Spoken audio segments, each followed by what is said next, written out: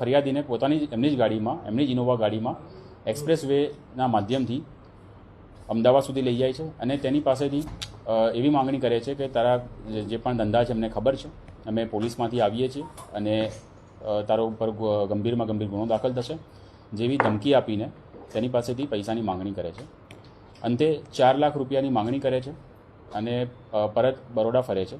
ફરિયાદીના ભાઈનો કોન્ટેક્ટ કરવામાં આવે છે અને ફરિયાદીના ભાઈને કહેવામાં આવે છે કે લાલબાગ બ્રિજની નીચે આવેલા એસબીઆઈ એટીએમની બહાર 4 લાખ રૂપિયા મૂકવાનું કહે છે અને જ્યારે ફરિયાદીનો ભાઈ 4 લાખ રૂપિયા મૂકી દે છે ત્યારે અન્ય કોઈ ઇસમ આવીને એ પૈસા કલેક્ટ કરી લે છે.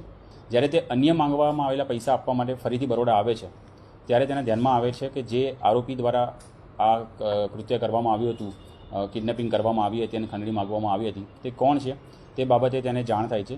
જેમાં એક ઇસમ આફતાબ પઠાણ કરીને નામ એના ધ્યાને આવે છે, જે તાંદળજાના રહેવાસી છે, અને અન્ય ઇસમ યાજ્ઞિક કરીને જે જેલ પોલીસ તરીકે કામ કરે છે, તે 2 વિશે એના ધ્યાનમાં આવે છે. અત્યારે હાલમાં આફતાબ પઠાણ અને યાજ્ઞિકની અટક કરવામાં આવી ગઈ છે અને અન્ય 2 ઇસમો હજુ પણ વોન્ટેડ છે. એમની મોડસ ઓપરેન્ડી એ હતી કે એને રોકીને એની પાસેથી પૈસા પડાવવા એમની મેઇન મોડસ ઓપરેન્ડી હતી. તેમની પાસે એવા કોઈ પુરાવા છે કે જેના આધાર પર પૈસા માંગી શકે છે એ બાબતે તપાસ કરવાની ચાલુ છે, પણ ફરિયાદીને ડરાવવામાં આવ્યો હતો કે તને મારવામાં આવશે અને તારી વિરુદ્ધમાં ગંભીર ગુના દાખલ કરવામાં આવશે.